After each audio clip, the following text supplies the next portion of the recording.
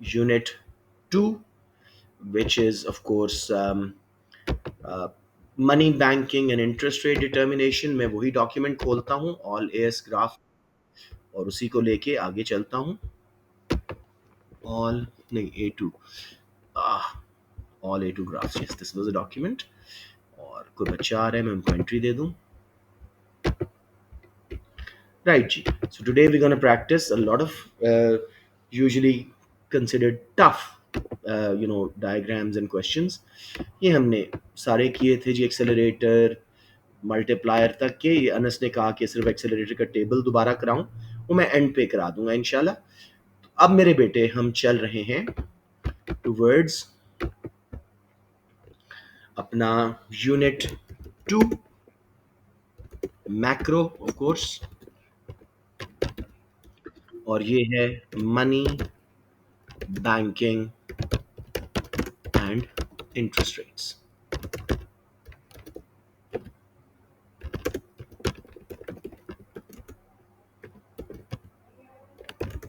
कैसे interest rate determine होता है, सारा टॉपिक उसके ऊपर करता है.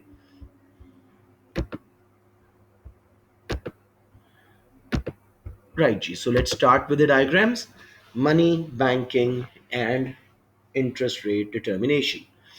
तो मेरे बच्चों, सबसे पहले हमें कुछ जल्दी से कुछ टर्म्स डिस्कस करनी है. मनी क्या है जी? Anything generally acceptable as a means of payment या medium of exchange.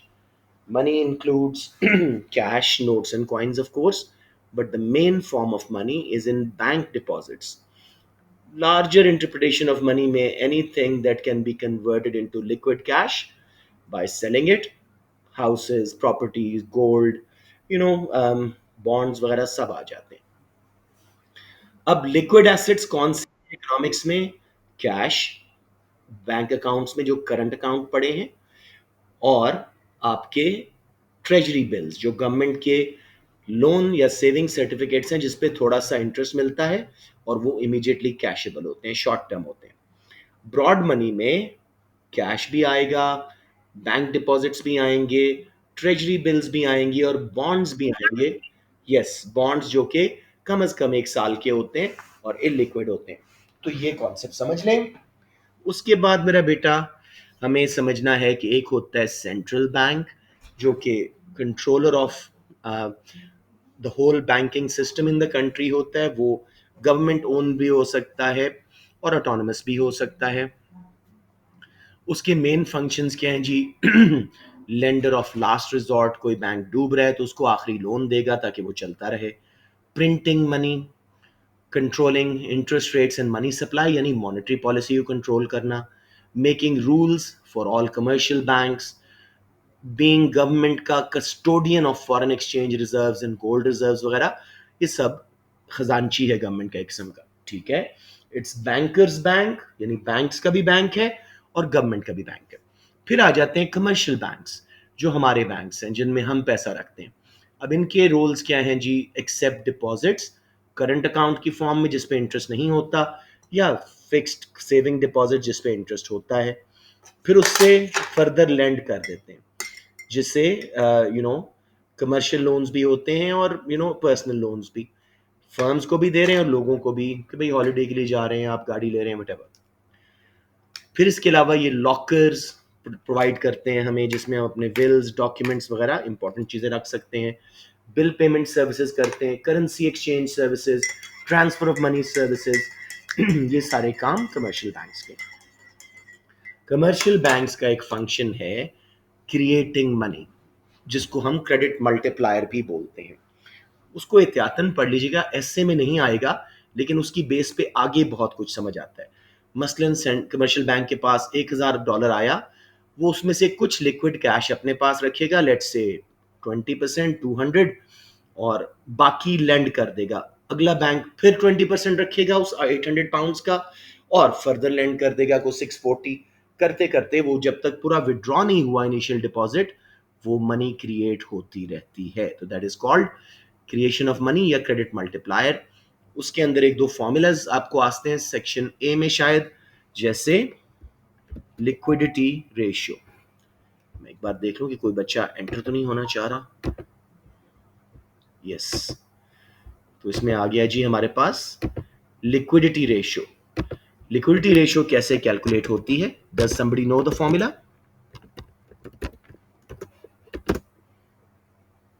Okay, cash deposits over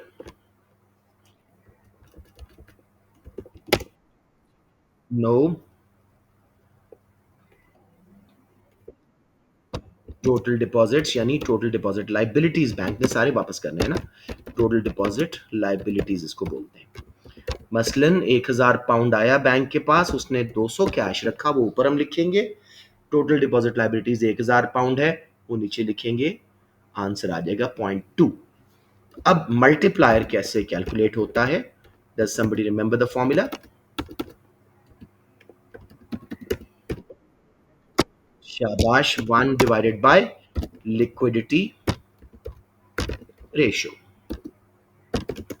जैसे इसी केस में हमने 20% कैश रखा था, तो लिक्विडिटी रेशियो 0.2 होगी, 1/0.2। आंसर आएगा 5 टाइम्स मल्टीप्लायर। वो 1,000 पाउंड 5,000 पाउंड में बदलेगा। क्रिएटेड मनी 4,000, बैंक्स की लाइबिलिटी पूरे 5,000, क्योंकि असल 1,000 भी उन्हें वापस करने, और initial deposits was 1,000। So just go through it once. अब हम चल रहे हैं जी लिक्विडिटी प्रेफरेंस थ्योरी के डायग्राम्स पे। उससे पहले थोड़ा सा मैं आपसे बात करूंगा कि government according to Keynes money supply perfectly inelastic होती है। तो money supply is perfectly inelastic to interest। Interest rate ऊपर हो नीचे हो, मनी सप्लाई पे कोई इफेक्ट नहीं आता केन्स के मुताबिक। अब जरा इसको एक बार ड्रॉ करके देख लेते। All you need to do is make a perfectly straight vertical line and that should be your money supply. जी बच्चों, तो ये मैंने ड्रॉ किया। वाई एक्सिस पे आपने लिखना है, पूरा लिखिएगा, इंटरेस्ट रेट, और एक्स एक्सिस पे क्वांटिटी ऑफ मनी। ये इस पूरे चैप्टर के लेबल्स हैं। तो all you need to do is put a straight line money supply curve. जब गवर्नमेंट मनी सप्लाई बढ़ाए तो ये परफेक्टली इनइलास्टिक बाहर शिफ्ट हो जाएगा, और जब गवर्नमेंट मनी सप्लाई कम करे ये लेफ्ट पे शिफ्ट हो जाएगा। एक बार जरा डिस्कस करते हैं गवर्नमेंट कैसे कर सकती है। पहला तरीका है open market operations, selling and buying of bonds. जब गवर्नमेंट मनी सप्लाई बढ़ाना चाहे, अपने बॉन्ड्स रिडीम करती है, हमसे वापस खरीदती है, पैसे हमारे कमर्शियल बैंक्स में आते हैं, वो लेंड करते हैं, मल्टीप्लायर होता है, मनी सप्लाई बढ़ती है। जब चाहे मनी सप्लाई कम करना तो हमें बॉन्ड्स बेच देते हैं, हमारे बैंकों से पैसे निकल के गवर्नमेंट के पास आ जाते हैं और बैंक्स में आ जाते हैं बॉन्ड, जिनकी बेस पे लेंडिंग नहीं कर सकता बैंक, क्योंकि वो इलिक्विड होते हैं। यस, यस, कई तरीके हैं। लिक्विडिटी रेशियो कम कर दो तो मनी सप्लाई बढ़ जाती है, बैंक्स को सेंट्रल बैंक है कम कैश रखो बाकी लैंड कर दो, उससे मनी सप्लाई बढ़ जाती है, एंड वाइस वर्सा। फिर यस मेरा बेटा।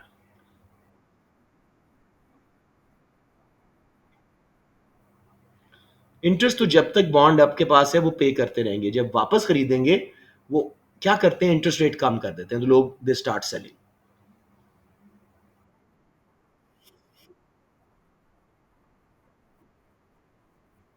नहीं, जितना अरसा नहीं, मनी तो वापस करेंगे मेरा बेटा। इंटरेस्ट रेट रिड्यूस करेंगे तो लोगों को बॉन्ड रखने में इंटरेस्ट कम हो जाएगा, they start selling.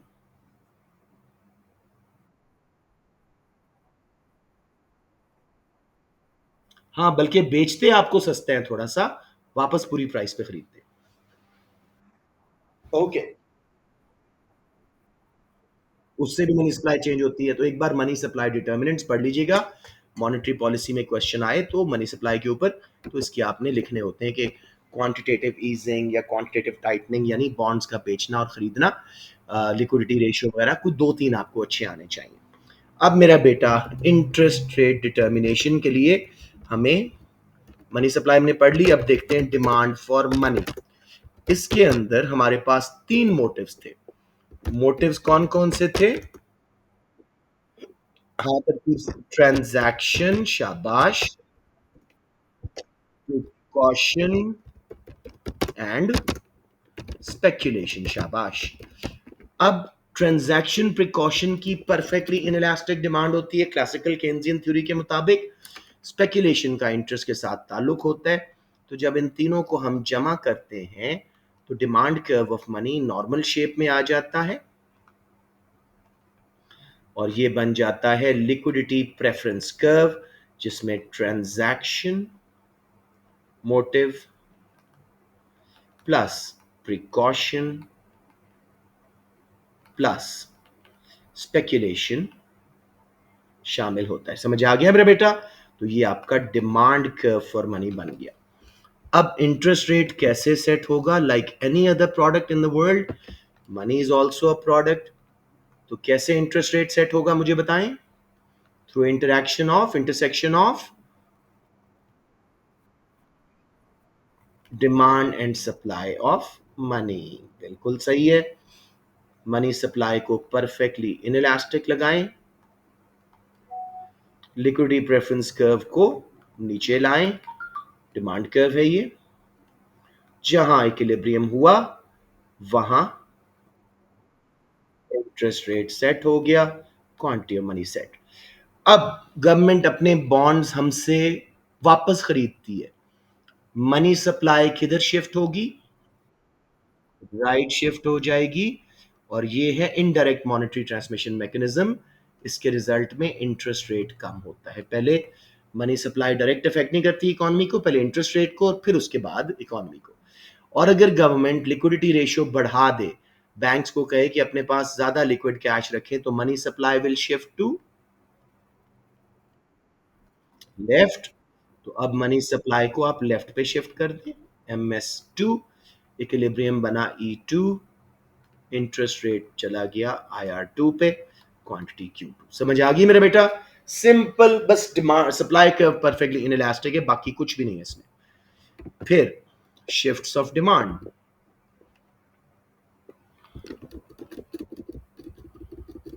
Ji, money demand क्यों शिफ्ट होती है? कोई बच्चा बताएगा मुझे? कौन से फैक्टर्स हैं उसके ऊपर? हाँ हाँ, लेकिन उसके ऊपर क्या फैक्टर्स इफेक्ट करते हैं? क्यों हम ट्रांजैक्शन ज्यादा करेंगे या कम करेंगे? प्रिकॉशन के लिए ज्यादा पैसा रखेंगे या कम? डिमांड कर्व को शिफ्ट, इनकम्स बढ़े, इन्फ्लेशन बढ़े, इंटरवल्स ऑफ पेमेंट्स बढ़े, आपका डिमांड कर्व राइट पे शिफ्ट होगा। एग्जैक्टली, फिस्कल पॉलिसी बिल्कुल इसमें आ जाती है। और उसके बाद जी, हाँ, ठीक है, बिल्कुल सही। सॉरी, मैंने गलत कर दिया, मैंने तो डिमांड कर्व की जगह सप्लाई कर्व को शिफ्ट कर दिया। Let me just quickly withdraw this, redraw this as well. कुछ बच्चे मुझे लगता है मीटिंग में आ रहे हैं, नहीं, yes, Abdullah and night night, ठीक है। अच्छा बच्चों, अब डिमांड कर्व फॉर मनी कैसे शिफ्ट होगा? लेट्स से इनकम्स बढ़ी हैं या कंज्यूमर्स का जो है इंटरवल ऑफ पेमेंट बढ़ा है या इन्फ्लेशन ज़्यादा, वो ज़्यादा पैसा अपने पास कैश ट्रांजैक्शन के लिए भी, प्रिकॉशन के लिए भी रख रहे हैं, तो इंटरेस्ट रेट बढ़ के IR1 पे आ गया। इसी तरह अगर डिमांड फॉर मनी कम होती है, लिक्विड एसेट्स की डिमांड कम होती है because of let's say fall in incomes, fall in inflation rate, या फिर जो भी गवर्नमेंट स्पेंडिंग वगैरह कम हुई, कुछ भी ऐसा, तो liquidity preference curve will shift to D2। और नोट करें इंटरेस्ट रेट आ गया जी E2 पे, IR2। सबको समझ आ गया? That was the whole diagram for liquidity preference theory. Any questions here?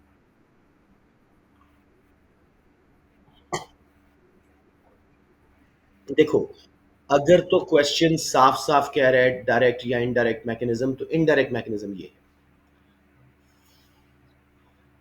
नहीं भी कह रहा तो आप इनडायरेक्ट मॉनेटरी ट्रांसमिशन मैकेनिज्म बता दें, जो कि मैं नेक्स्ट चैप्टर में दोबारा भी करवाऊंगा। अब आगे जी, बेटे डायरेक्ट है, जो इंटरेस्ट रेट गवर्नमेंट ने कम ज़्यादा किया, इकोनॉमी पे इफेक्ट आ गया, जो हम आम तौर पे A1 में हमेशा पढ़ते हैं, कॉस्ट ऑफ बोरोइंग कम, रिटर्न ऑन सेविंग कम, वो सारा। लेकिन ये थ्योरी क्या कहती है कि मनी सप्लाई चेंज होने से इंटरेस्ट रेट पे पहले इफेक्ट आता है, फिर इकोनॉमी पे, बस एक स्टेप है। जैसे मनी सप्लाई हमने ज़्यादा की तो, हाँ, indirect monetary transmission mechanism, MTM, true. वो भी करेंगे, क्वांटिटी थ्योरी ऑफ मनी भी करेंगे आज, रिवाइज नहीं करेंगे ज़्यादा, लेकिन कम से कम उसका डायग्राम करेंगे, क्योंकि these classes are mainly about the diagrams. Right जी, लेट्स मूव ऑन। अनएम्प्लॉयमेंट की मैं क्लास कर लेता हूँ आप लोगों के साथ, बच्चे कई कह रहे हैं, और एक आधी क्लास में आपसे कुछ कर लेता हूँ उसकी, फिलिप्स कर्व वगैरह की ना, ज़्यादा डिटेल्स। चलें जी, अब आ गया लोनेबल फंड्स थ्योरी। ये नई थ्योरी है, बेहतर थ्योरी है, लेकिन ज़रा अनइम्पॉर्टेंट है। Let's just go through it just in case. ये थ्योरी क्या कहती है? Interest rate demand and supply of money के थ्रू नहीं सेट हो रहा, लोनेबल फंड्स के थ्रू सेट हो रहा है। अब लोनेबल फंड्स प्रोवाइड कौन करते हैं? सेवर्स। जितना बैंक के पास सेविंग ज्यादा होती है, उतने लोनेबल फंड्स बढ़ जाते हैं। और डिमांड कौन करते हैं? Consumers to buy goods and services, cars, houses, government to spend, और इसके तरह फर्म्स टू इन्वेस्ट। तो यही economic agents supply of loanable funds भी दे रहे हैं और डिमांड भी। अब बेटे ये बिल्कुल सिंपल सा इसका डायग्राम है। इधर आ गया जी इंटरेस्ट रेट, इधर आ गया क्वांटिटी ऑफ मनी, ये है जी सप्लाई, बस साथ में आप लोनेबल फंड लिखेंगे। ये सप्लाई ऑफ मनी नहीं है, बड़ी टर्म है loanable funds. Equilibrium, interest rate set हुआ, क्वांटिटी। लेट्स से जी फ्यूचर कॉन्फिडेंस बहुत है फर्म्स को, लोगों को, डिमांड फॉर लोनेबल फंड्स पे क्या असर पड़ेगा?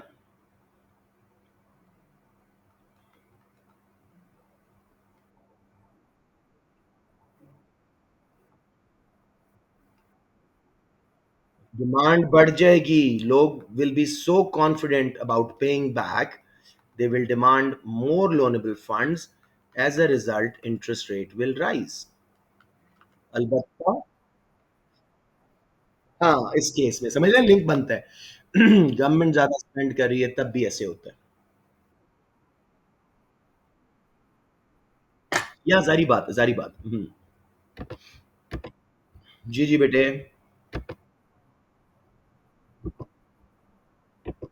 बेटे मैंने सारा कुछ नोट्स में लिखा हुआ है ना, थोड़ा सा पढ़ लें। राइट, लोनेबल फंड्स की थ्योरी क्या कहती है? Interest rate is determined through loanable funds, demand and supply of loanable funds. Supply of loanable funds is through consumers, firms, etc., who save in the banks. फिर bank can lend further. Demand for loanable funds is also by consumers, government, firms to buy goods and services, to buy capital goods by firms, या government को infrastructure वगैरह बना रही है। तो समझ रहे हैं लोनेबल फंड्स थ्योरी ये कहती है। आई हाईली डाउट कि इसका क्वेश्चन आएगा, इसलिए ये इंपॉर्टेंट यूनिट्स में नहीं है। मैं आपको बार बार बोल रहा हूं, एक ही बात आप लोग वो ही पूछ रहे हैं मुझसे, आज भी मैंने इसलिए पोस्ट किया। चैप्टर 3 एहतियातन 4 साथ पढ़ लो अगर बहुत दिल कर रहा है, फिर 6 to 10 you will definitely get a question from them इंशाल्लाह। So do not make your life complicated by worrying about each and every topic. ये बेसिक रिविजन कर लें फ्रॉम द ब्रीफ नोट्स।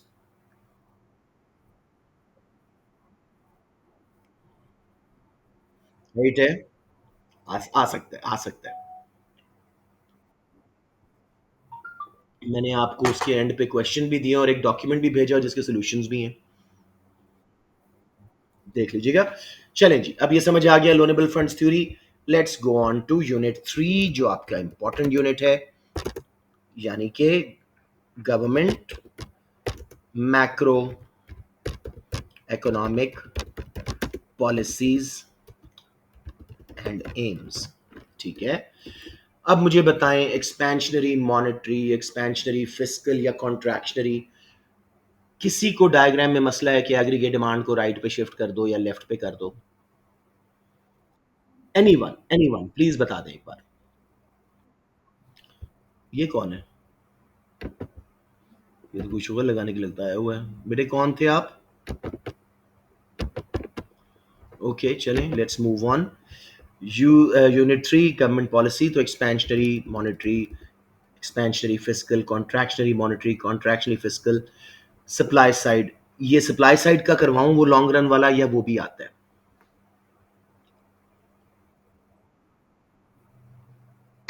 तो सबको मैं छोड़ रहा हूं, इस सबको छोड़ रहा हूं, सिर्फ इनडायरेक्ट मॉनेटरी ट्रांसमिशन मैकेनिज्म को जरा पढ़ भी लेते हैं और इसको कर लेते हैं। Indirect monetary transmission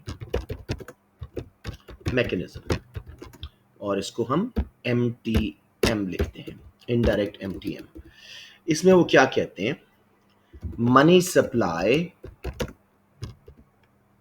changes first affect interest rate and then economy। Direct monetarism mechanism क्या था? एमटीएम। हमने जो A1 में भी पढ़ा और A2 में भी, कि भाई जब भी गवर्नमेंट मनी सप्लाई बढ़ेगी, लोगों के पास ज्यादा पैसा आ जाएगा, वो ज्यादा खर्चा करेंगे, फर्म ज्यादा इन्वेस्ट करेंगी, एक्सपेंशन आएगी। ये थ्योरी कहती है नहीं, ये केन्स की थ्योरी है। वो कहते हैं मनी सप्लाई जब चेंज होती है, पहले इंटरेस्ट रेट पे इफेक्ट आता है एंड देन इकोनॉमी पे आता है। एक स्टेप एक्स्ट्रा ले रही है। जैसे मनी सप्लाई बढ़े, जैसे हमने अभी डायग्राम किए, एक बार फिर करते हैं। लिक्विडिटी प्रेफरेंस थ्योरी का diagram, money supply perfectly inelastic, interest rate quantity of money. तो जब हम एलपीसी लगाएंगे, demand curve for money, equilibrium बन जाएगा, और ये इंटरेस्ट रेट सेट था, ये क्वांटिटी। अब अगर गवर्नमेंट मनी सप्लाई बढ़ाती है तो इंटरेस्ट रेट कम, एक्सपेंशन आ गई इकोनॉमी में। मनी सप्लाई कम करती है तो इंटरेस्ट रेट ज्यादा, कॉन्ट्रैक्शन आई इकोनॉमी में। लेकिन स्टेप क्या है? पहले इंटरेस्ट रेट चेंज होगा, फिर इकोनॉमी पे इफेक्ट आएगा। सब बच्चों को 100% समझ आ गई? ये तो भी 2 मिनट पहले भी हम करके आए हैं। मनी सप्लाई गवर्नमेंट ने बढ़ाई है एमएस से MS1 पे। इंटरेस्ट रेट पे क्या असर आया मेरा बेटा? इंटरेस्ट रेट फॉल होगा, उससे कॉस्ट ऑफ बोरोइंग कम, रिटर्न ऑन सेविंग कम, वो बाकी स्टोरी सारी सेम। अब समझ आ गया मेरे बेटा? नहीं समझ आया आपको? दोबारा बताएं मुझे। आप मुझे बताएं, जब गवर्नमेंट मनी सप्लाई कम करती है, इंटरेस्ट रेट पे इस थ्योरी के मुताबिक क्या असर आता है?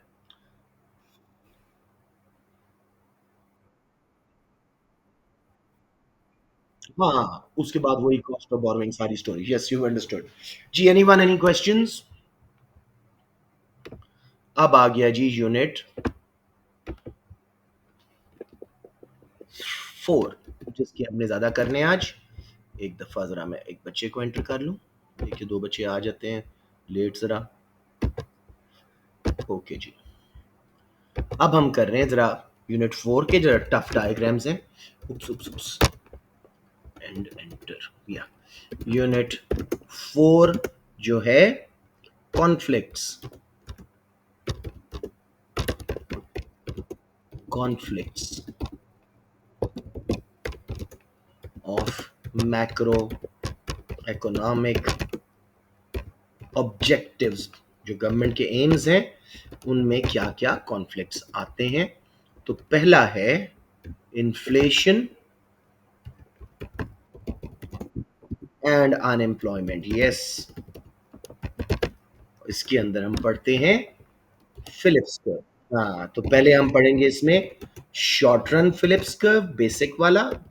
ये तो आप आराम से ड्रॉ कर दिया करें जब भी आप एक्सपेंशनरी, कॉन्ट्रैक्शनरी, कोई भी आप क्वेश्चन फिजिकल पॉलिसी का कर रहे हैं, short run Phillips curve draw कर दें, बड़ा आसान सा है। ठीक है, और फिर उसके बाद हम आगे चलेंगे। Short run Phillips curve shows inverse, यानी कि negative relationship between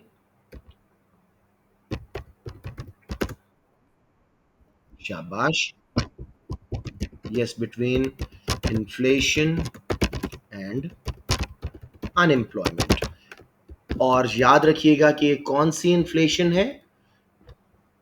demand pull. और कौन सी अनएम्प्लॉयमेंट है? Natural rate of unemployment.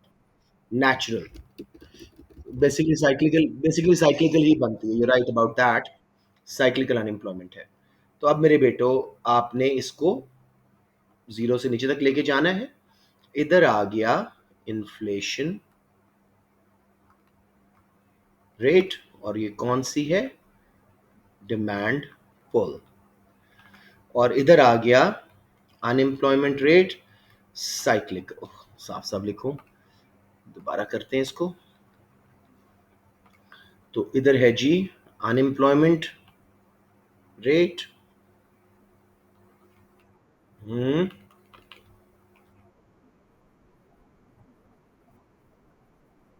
कोई मसला नहीं है,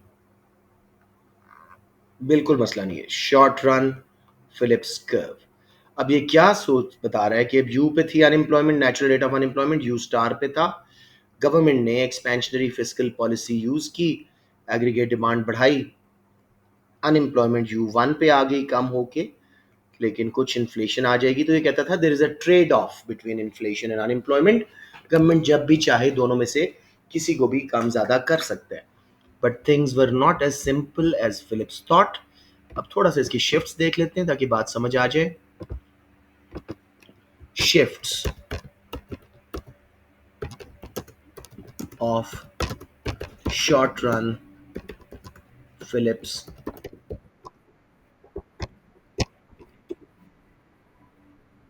नहीं, एग्जाम में तो आपने शिफ्ट करना ही नहीं है ना मेरे बेटा। वो तो ऑन द कर्व मूवमेंट है, एक्सपेंशनरी पॉलिसी से कॉन्ट्रैक्शनरी पॉलिसी से। ते, ते, बिल्कुल बोल गया जी। Short run Phillips curve shifts.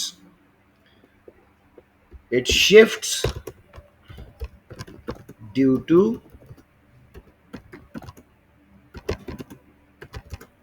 cost push inflation का रेट। डिमांड पुल इन्फ्लेशन तो ऑन द कर्व करेगी ना मूवमेंट, तो कॉस्ट पुश इन्फ्लेशन। इसके अलावा जी expectations, expectations of inflation by workers, of inflation by workers. और तीसरा नेचुरल रेट ऑफ अनएम्प्लॉयमेंट में कोई चेंज आए। ये मैं आपको पूरा चैप्टर अच्छी तरह करा दूंगा एक आधी क्लास में, ताकि हम जब 23 के पेपर्स पे जाएं तो ये लटका ना रह जाए। जी बेटे, तो अब मैं इसकी शिफ्ट्स दिखा देता हूं। लॉजिकली मुझे बताइएगा, अनएम्प्लॉयमेंट को माइंड में रखिएगा तो बड़ा आसानी से ये बन जाता है। जी मेरा बेटा, इधर आ गई इन्फ्लेशन रेट, इधर आ गई अनएम्प्लॉयमेंट रेट। ये है जी short run Phillips curve, SRPC zero, SRPC zero. अब अगर कॉस्ट पुश इन्फ्लेशन बढ़ती है तो ये किधर शिफ्ट होगा? खुद सोचें, अनएम्प्लॉयमेंट पे क्या असर आएगा? राइट पे शिफ्ट हो जाएगा अगर कॉस्ट पुश इन्फ्लेशन बढ़ती है, या एक्सपेक्टेशन ऑफ इन्फ्लेशन बढ़ती हैं वर्कर्स की, या नेचुरल रेट ऑफ अनएम्प्लॉयमेंट बढ़ता है। ठीक है, और इसका उल्टा इट विल शिफ्ट इनवर्ड। समझ आ गई मेरे बेटा?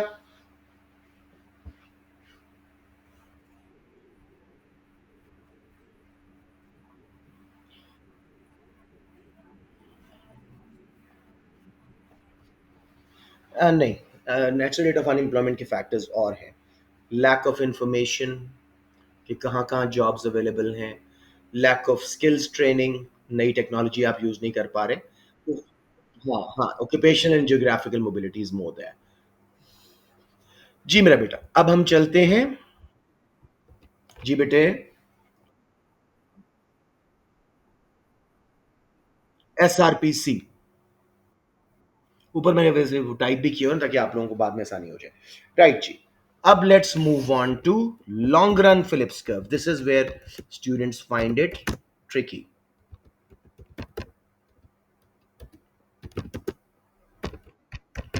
या इसको एक्सपेक्टेशन ऑगमेंटेड फिलिप्स कर्व भी बोलते हैं.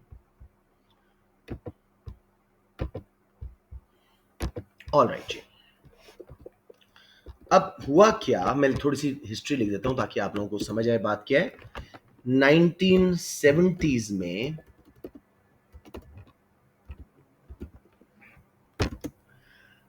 both inflation and unemployment rose together. इसको क्या बोलते हैं? Stagflation.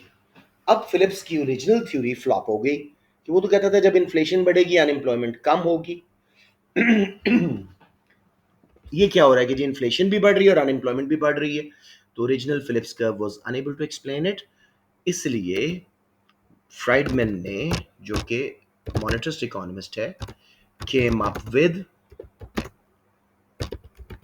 Long run Phillips curve. और उसने क्या कहा कि भाई जो ट्रेड ऑफ है बिटवीन इन्फ्लेशन एंड अनएम्प्लॉयमेंट वो सिर्फ शॉर्ट रन में. लॉन्ग रन में इकोनॉमी वापस अपने नेचुरल रेट ऑफ अनएम्प्लॉयमेंट पे आ जाती है. अब unfortunately I can not revise the whole topic, but मैं जितना एक यहाँ कोशिश करूंगा हो जाए. इधर आ गया जी इन्फ्लेशन रेट, इधर आ गया जी अनएम्प्लॉयमेंट रेट. अब मेरे बच्चों आपने पहला लगाया short run Phillips curve SRPC 0. ये था आपका natural rate of unemployment you star. Government ने एक्सपेंशनरी पॉलिसी लगाई विद दी होप कि अनएम्प्लॉयमेंट कम होगी. वर्कर्स एक्सपेक्ट कर रहे थे 0% इन्फ्लेशन. एक्सपेंशनरी पॉलिसी लगी, फर्म्स ने एक्सपैंड किया, थोड़ी सी वेज बढ़ाई, वर्कर्स अट्रैक्ट होके जॉब पे आ गए. लेकिन वो 0% एक्सपेक्ट कर रहे थे.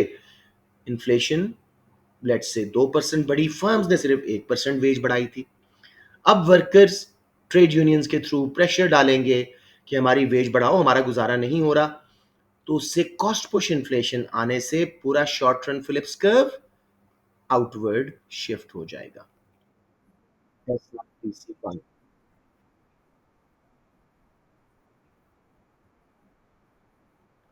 जरूर करें बेटे, बहुत अच्छी बात है. राइट जी. अब गवर्नमेंट ने फिर कोशिश की कि अनएम्प्लॉयमेंट कम करूं. एक्सपेंशनरी पॉलिसीज लगा के अब हम पॉइंट सी पे आए. वर्कर एक्सपेक्ट कर रहे थे प्राइस लेवल 2%, P1 वो बढ़ के P2 पे चला गया, कोई 4%. उन्होंने दोबारा ट्रेड यूनियंस बनाई, दोबारा शोर मचाया, दोबारा पूरा फिलिप्स कर्व आउटवर्ड शिफ्ट हुआ. अनएम्प्लॉयमेंट वापस नेचुरल रेट पे आ गई. This will keep on happening. इन सारे इक्विलिब्रियम्स को जमा कर दें तो लॉन्ग रन फिलिप्स कर्व बन जाता है. समझ आ गई मेरे बच्चों? जी बेटे.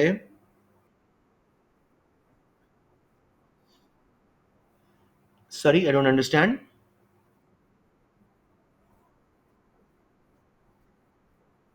वो तो बहुत अच्छा आंसर होगा अगर आप एंड पे वैल्यूएशन में समथिंग न्यू बात कर लें, बहुत अच्छा होगा. राइट जी. Anyone struggling with short run long run Phillips curves? ये वेज प्राइस स्पाइरल है बेसिकली. थ्योरी क्या कहती है, आप वर्कर्स को शॉर्ट रन में धोखा दे सकते हैं वेज बढ़ा के, लेकिन जैसे ही वो शॉपिंग करने जाते हैं उनकी रियल वेज गिर चुकी होती है, परचेजिंग पावर. वो ट्रेड यूनियंस के थ्रू प्रेशर बढ़ा के वापस फर्म से वेज बढ़वाते हैं, जिससे कॉस्ट पुश इन्फ्लेशन आने से short run Phillips curve outward outward shift होता रहेगा. तो हर दफा गवर्नमेंट को ज्यादा इन्फ्लेशन बर्दाश्त करनी पड़ेगी to reduce unemployment for a short period. समझ आ गई मेरे बच्चों? जी जी जी. Natural rate of unemployment. जी बेटे. ये कहते हैं हमेशा इकोनॉमी अपने फुल एम्प्लॉयमेंट लेवल पे होती है इनका. ये कहते हैं पीपीसी पे ही होते हैं. मॉनिटर्स का व्यू ये है. एक क्लास में आपको मॉनिटरिस्ट और केन्जियन भी कराऊंगा, जस्ट इन केस को क्वेश्चन आ जाए तो आप स्ट्रक ना हो. जी वे डन विद यूनिट 4 के डायग्राम्स. अब unit 5. exchange rate, balance of payment, and policies to correct balance of payment. ठीक है मेरे बच्चों, इसके अंदर बहुत सिंपल से डायग्राम्स हैं, बट बच्चे इसमें इतने कंफ्यूज होते हैं, स्पेशली विद द लेबल्स. हमेशा गलत लेबल करके पूरा आंसर गलत. तो सबसे पहले मैं करवा रहा हूं आपको फ्री फ्लोटिंग एक्सचेंज रेट. ये होता क्या है जी, बताएं मुझे.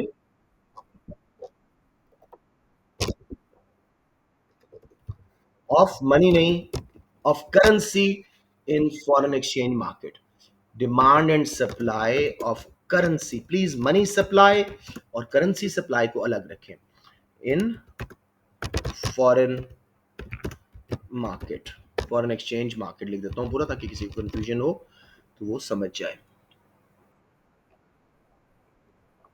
बहुत फर्क है बेटे. Money supplies with in one country, currencies supplied all over the world, वो फॉरेन एक्सचेंज मार्केट हो जाती है. ठीक है जी. अब फ्री फ्लोटिंग में कोई गवर्नमेंट इंटरवेंशन नहीं है, लिहाजा demand and supply of currency will determine exchange rate. या तो आप यहां पे ई आर लिख दें, इधर क्वांटिटी लिख दें. दूसरा तरीका है प्राइस ऑफ लेट्स से रूपी इन डॉलर.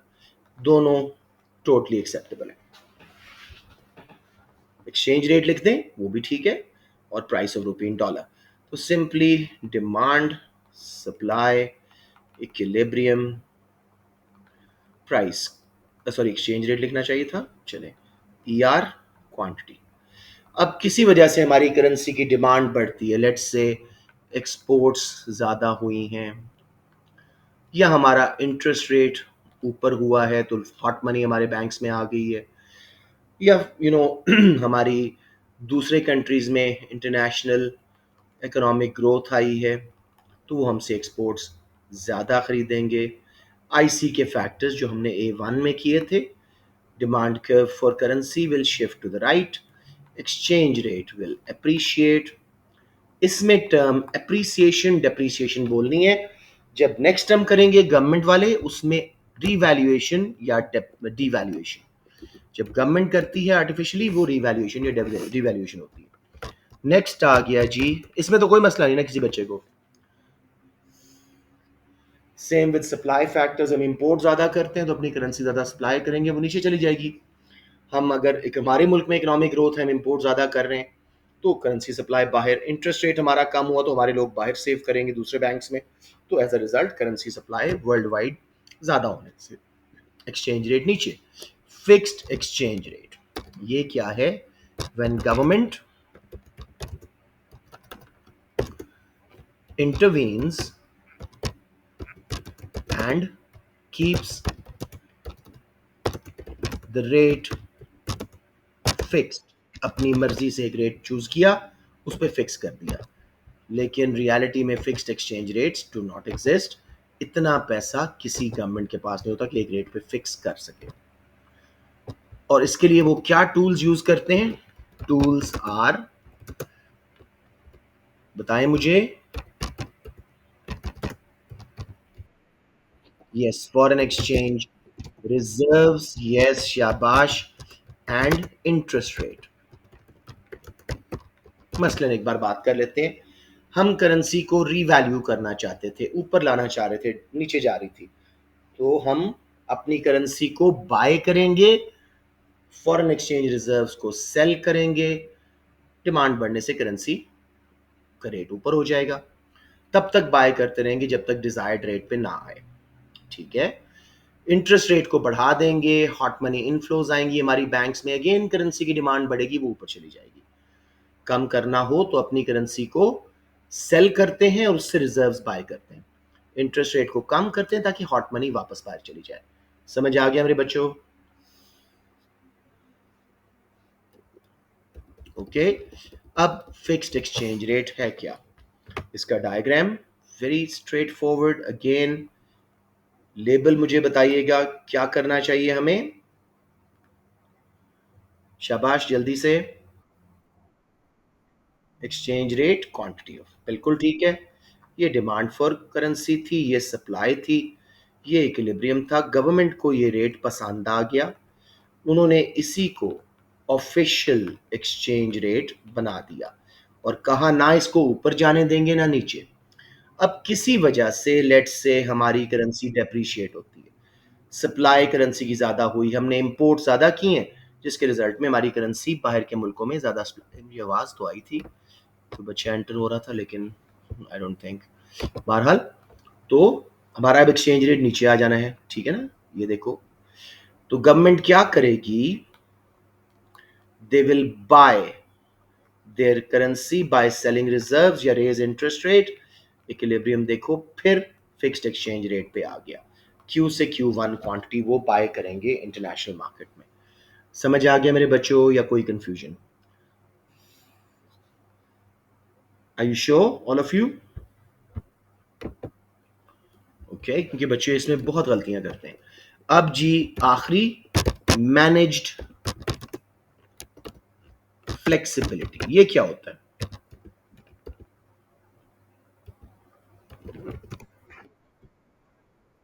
शाबाश, इसमें government sets an upper and lower limit and, बेटे आने को कहीं भी आ सकता है, लेकिन यह ज्यादा उधर ही आता है। Sets an upper and lower limit and let's the currency float freely between those, ताकि रिजर्व्स पे प्रेशर भी कम हो जाए और इन दोनों लिमिट्स के अंदर अंदर करेंसी खुद ही ऊपर नीचे होती रहे। जब ऊपर नीचे जाने लगे तो फिर हम पकड़ेंगे उसको बिटवीन दीज, ठीक है। अब एग्जैक्ट सेम डायग्राम है, मैं नीचे ले जाता हूं ताकि आप लोग कंफ्यूज ना हो। और इस डॉक्यूमेंट को मैंने बाद में देखा था, आपके ग्रुप्स में पोस्ट करके ये डिस्टर्ब हुआ था, बिकॉज वर्ड डॉक्यूमेंट था। तो जब मेरा ये पूरा खत्म हो जाएगा ना, मतलब कल की क्लास में मोस्ट प्रॉब्ली, मैं इसको पीडीएफ में कन्वर्ट कर दूंगा ताकि आप लोगों को डायग्राम्स बड़े अच्छे नजर आए।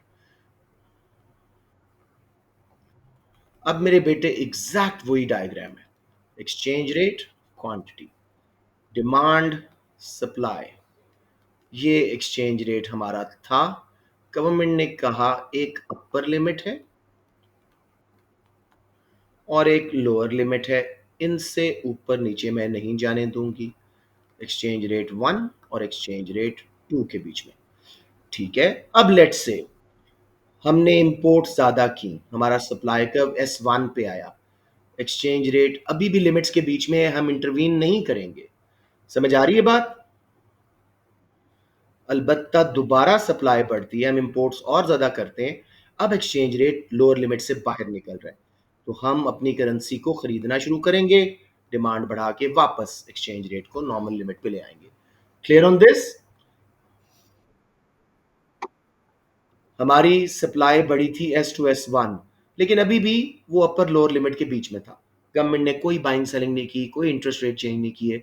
अलबत्ता फिर सप्लाई बढ़ के S1 पे आई, अब रेट देखो नीचे आ जाना था, तो उसको बचाने के लिए गवर्नमेंट ने वापस खरीदना शुरू की अपनी करेंसी और फॉरेन रिजर्व बेचे, एक्सचेंज रेट वापस लिमिट्स में आ गया। अनस समझ आई कि नहीं? ओके, एनीवन एल्स जी? So these were the main diagrams. अब जरा जे कर्व को समझ लें, जो कोई आपको, किसी का माइक खुला है प्लीज बंद कर दें।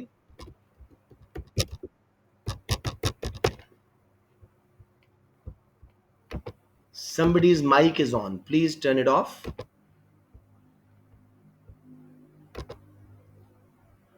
ऑल राइट, थैंक यू जी। जे कर्व इफेक्ट बहुत सिंपल और इसके इवैल्यूएशन के मार्क्स बहुत ज्यादा मिलते हैं।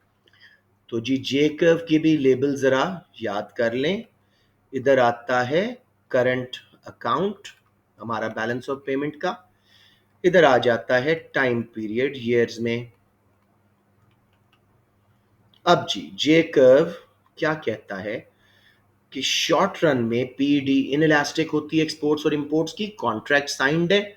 अगर हम अपनी करेंसी को डी वैल्यू करते हैं या वो डेप्रीशिएट होती है, असूलन उसको स्ट्रेट फॉरवर्ड जाना चाहिए था सरप्लस में, एक दफा शॉर्ट रन में डेफिसिट बढ़ता है और फिर लॉन्ग रन में जब मार्शल लर्नर कंडीशन मीट हो जाती है, यानी मिल मिला के दोनों एक्सपोर्ट इंपोर्ट्स की इलास्टिसिटी ग्रेटर देन 1 हो जाए, चाहे दोनों इनइलास्टिक रहें लेकिन मिल के 1 से ऊपर आंसर आ जाए, 0.8 प्लस 0.5 वटेवर, तब ये इफेक्ट आ जाता है। इसी तरह हमारा बहुत सरप्लस था, हम उसको कम करना चाहते थे, हमने करेंसी को रीवैल्यू किया या उसको अप्रिशिएट होने दिया, या इन्फ्लेशन किसी वजह से भी एक्सपोर्ट्स महंगी, इंपोर्ट सस्ती, इसको स्ट्रेट अवे डेफिसिट में आना चाहिए था, लेकिन कॉन्ट्रैक्ट साइंड है, शॉर्ट रन में ये मजीद सरप्लस में जाएगा, लॉन्ग रन में ये डेफिसिट में कन्वर्ट होगा। Everyone clear?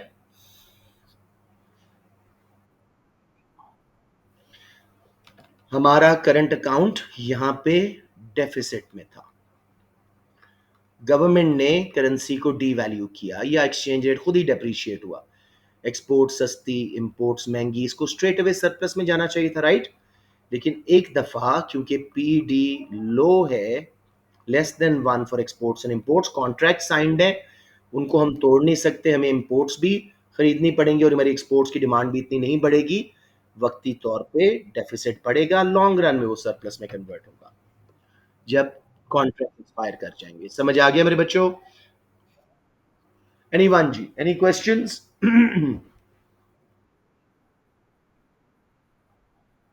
यार बना दो तो कितना आसान से है, एक डॉल्फिन सी बनानी है, नीचे से ऊपर राइट लगाना है, ऊपर से नीचे राइट लगाना है, कितना एक टाइम लगेगा इस पे?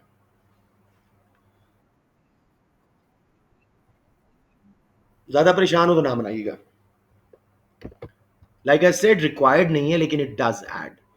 ठीक है जी, ये यूनिट 5 के क्वेश्चन डायग्राम्स हो गए। यूनिट 6 अनएम्प्लॉयमेंट में आपको अभी ये सारे डायग्राम्स करवा के ना कल कल ही रिवाइज करा दूंगा। कई बच्चों ने मुझे कहा कि सर उसकी वीडियो नहीं है, करा दें, तो उसको अच्छी तरह कर देंगे। अब मेरे बच्चों मैं आपको थोड़ा सा बैलेंस ऑफ पेमेंट याद दिलाना चाह रहा हूँ। बैलेंस ऑफ पेमेंट के 3 अकाउंट्स हैं। What is balance of payment? It records all financial inflows and outflows for a country through exports, imports, investments, transfer, etc. 3 accounts हैं, current, capital and financial. Current account जो most frequent transactions हैं for a country वो record कर रहे हैं। इसके 4 हिस्से हैं: trade in goods, trade in services, primary income transfer यानी earned incomes in and out of the country, rent, wages, interest, profit, and secondary incomes, unearned incomes, charity, gifts of cash वगैरह, spending on overseas embassies by government in and out the country. इसके balance को बोलते हैं current account balance. फिर आ जाता है आपका capital account, बिल्कुल छोटा सा अकाउंट है। इसमें transfer of ownership between citizen of one country and the other world countries, ऐसा कभी भी हो हम इधर रिकॉर्ड करेंगे जब ओनरशिप चेंज होगी। Of what? Non produced non financial assets. और इसमें 3 चीजें हैं: इमिग्रेंट्स, माइग्रेंट्स का परमानेंट जो पैसा आया बाहर गया, जो मुल्क में आया हमने क्रेडिट किया, हमेशा exports are credited, imports are debited, outflow हम डेबिट कर देंगे। इसी में आ जाता है गवर्नमेंट डेट फॉरगिवनेस, हमारी गवर्नमेंट ने किसी का डेट माफ किया, हम डेबिट करेंगे क्योंकि एक पैसा आना था बाहर से, वो अब नहीं आएगा। हमारा डेट किसी ने माफ किया उधार, हम उसको क्रेडिट कर देंगे कि एक उधार था, एक लाइबिलिटी थी, खत्म हो गई। और आखिरी है कॉपीराइट्स, पैटेंट्स, फ्रेंचाइजेस वगैरह हमने खरीदी या बेची इन एंड आउट द कंट्री। आखिरी बहुत इंपॉर्टेंट। जी मेरा बेटा, जी जी जल्दी से पूछिए, टाइम कम है। मैं कुछ नहीं लिख रहा, मैंने जुबानी रिवाइज करवा रहा हूँ वैसे ही, क्योंकि डायग्राम नहीं है ना इसका कोई।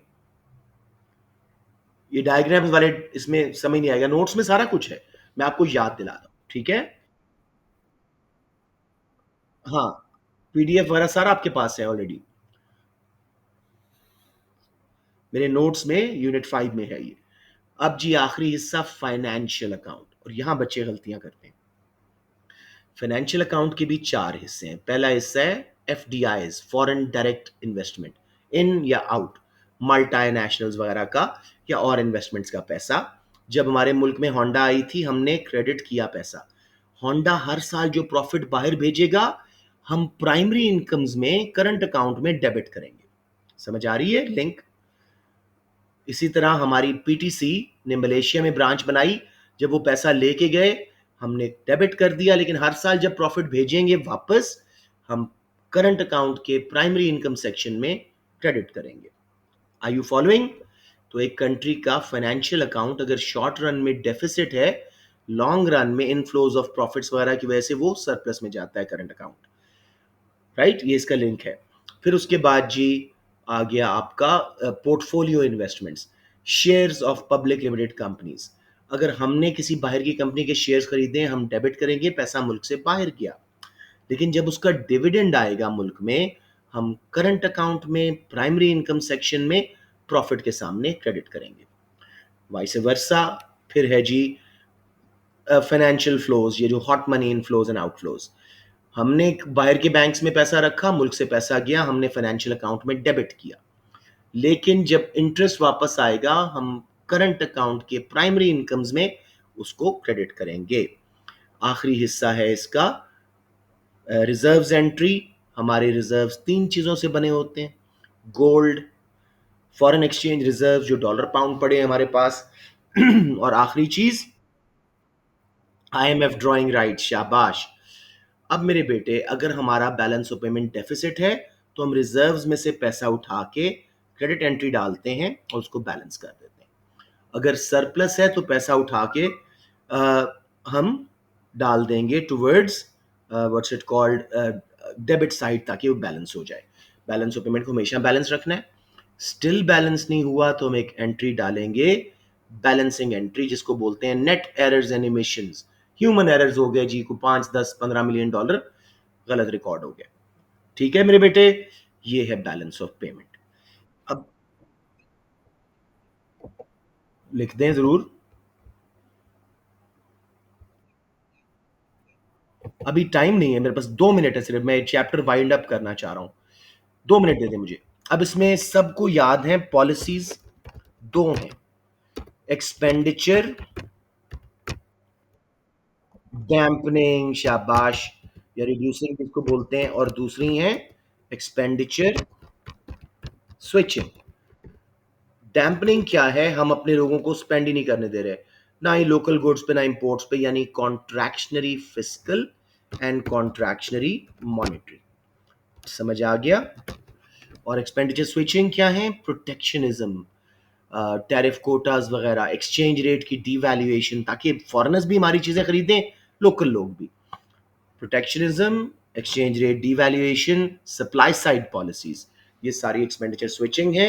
Contractionary fiscal and monetary are expenditure dampening. Everyone clear?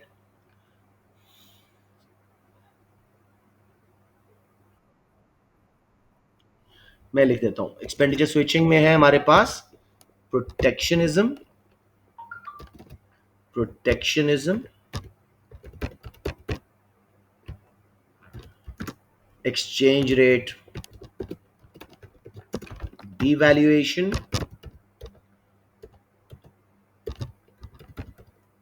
and supply side policies।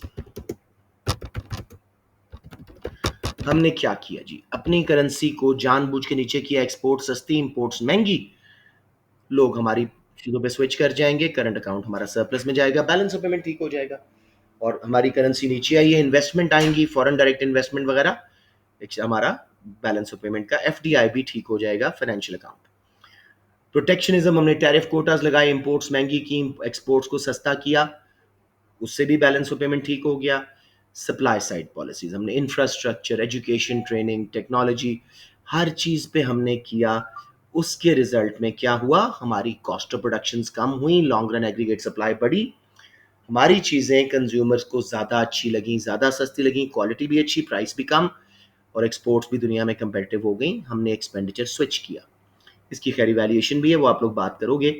Expenditure dampening हमने क्या किया जी? Contractionary fiscal and monetary policy.